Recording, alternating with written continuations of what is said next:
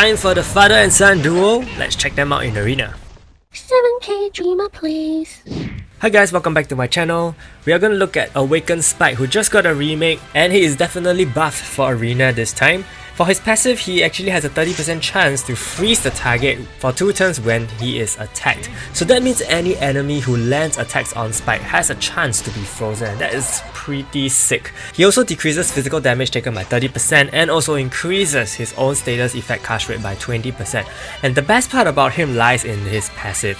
Even if he doesn't skill, it is okay because there is 30% chance to freeze plus 20% increase, which means he has a baseline of 50% chance to freeze just by standing there.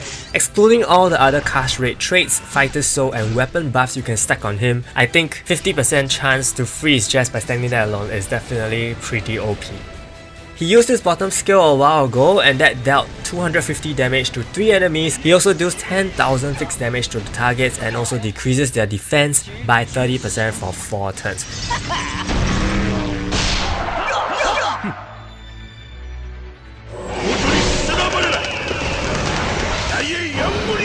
So over here, Gelidus manages to freeze the entire enemy team, and upon landing his Awakened skill, he is able to land the extra damage because he deals damage when he touches frozen enemies. And that is where Spike comes in really handy because he is able to increase the chance of Gelidus having more freeze targets on the field. Imagine as long as an enemy casts an attack on Spike and gets frozen, and immediately after that turn, Gelidus uses his own skill. That is something that we will be observing in this particular match because it happened that way, and I thought it was pretty gimmicky but also very fun.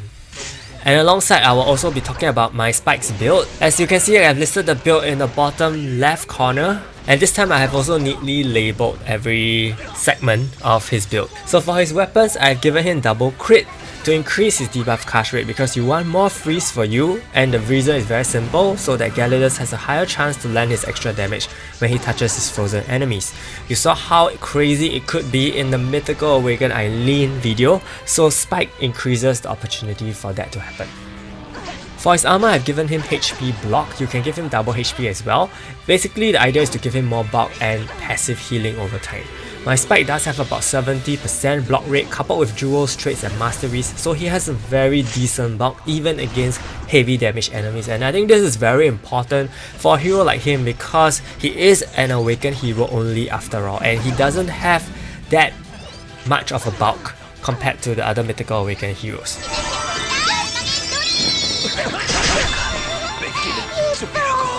So over here you saw that Scold actually got frozen by Spike because she used her AoE skill, and over here my Gelidus chains off with his skill, and that is basically what I was talking about. That is the combo between Gelidus and Spike. Spike freezes for Gelidus. Again here, Evan got frozen.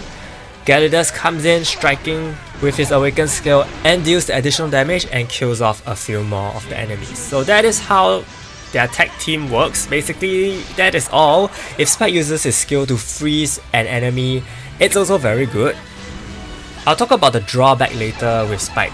Okay, continuing on, we're going to look at his jewels. I would opt for blue jewels for him to push his bulk even more. The jewels I've chosen for him are block rate, crit rate and increased skill use chance. So hopefully he can either land freeze or also decrease the enemy defense with his skill. Either way, both his skills are pretty useful. Okay, but again, he doesn't really need to skill. It's just that using his skill has potential beneficial effects. For his accessory, I've given him the Willful Ring and Gelidus Tenacity.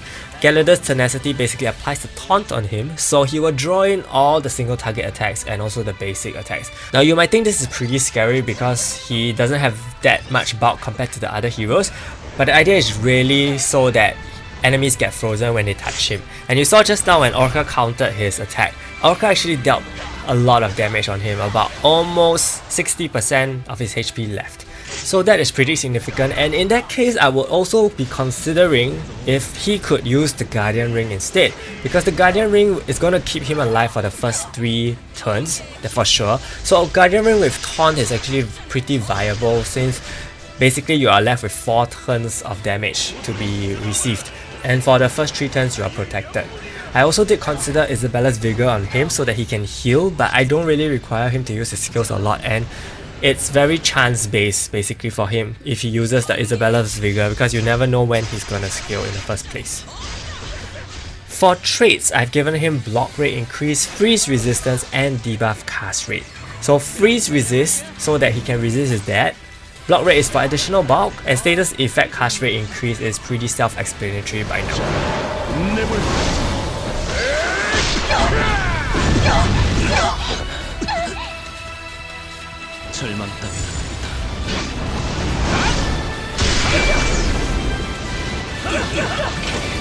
So once again here, Evan gets frozen by Spike even though Spike dies, so it's very possible that as long as Spike is alive, he has the chance to freeze even if he's gonna die within that skill. And unfortunately my Eileen breaks the freeze and my Gelidus was on cooldown, so he wasn't able to chain and follow up with the extra damage, otherwise it could be a game over for the enemy.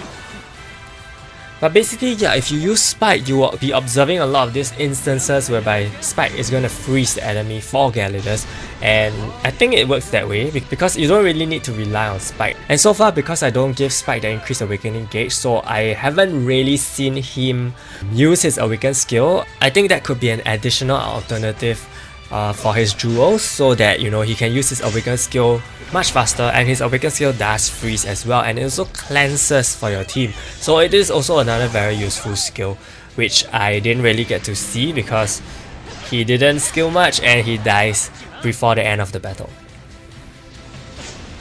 So for myself, I feel that Spike is not a powerhouse. His damage multipliers aren't fantastic and decent at most when standing up against other mythical heroes. The fixed damage is a nice touch but doesn't seem to be causing a big difference. He, being just an awakened hero, also has poorer bulk than the other mythical heroes. But his saving grace is that he takes less damage from physical attackers, so he will only fall prey to Rin, Scold, and Noah, which could lead to a variation in team meta in future between physical, bulky, and magic teams in time to come. His role is to support his dad in terms of freeze infliction, and he's really just there for that purpose. That said, even without him, I feel that Gelidus can manage pretty well, but Spike does offer some variation in terms of hero choices.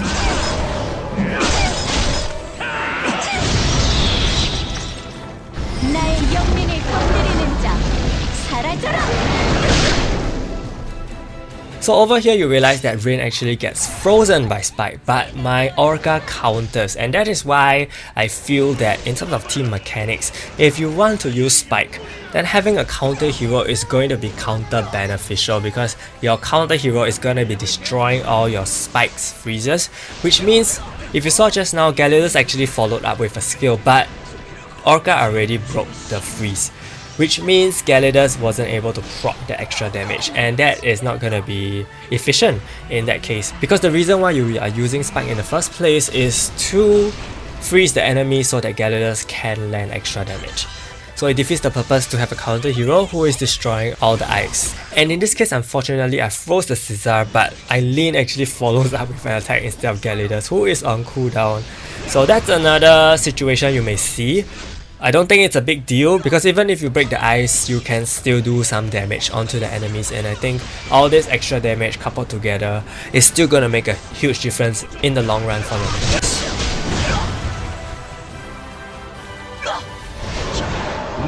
And this Caesar is actually super tanky. Unfortunately, he gets frozen and I'm gonna kill him off. Not. So yes, super tanky Caesar. That is also a reason why I can foresee that we could actually have a bulky team meta, bulky team setup, even in this kind of situation.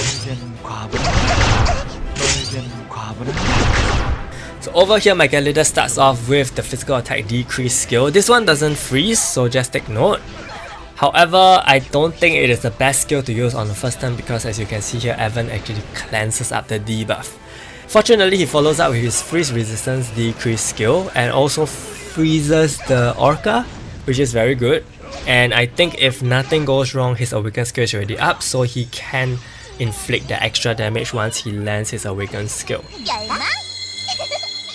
Scope gets frozen by Spike over there, but on my Orca destroys the ice. Unfortunately, my Gelidus got silenced, so he wasn't able to use his awaken skill for the extra damage.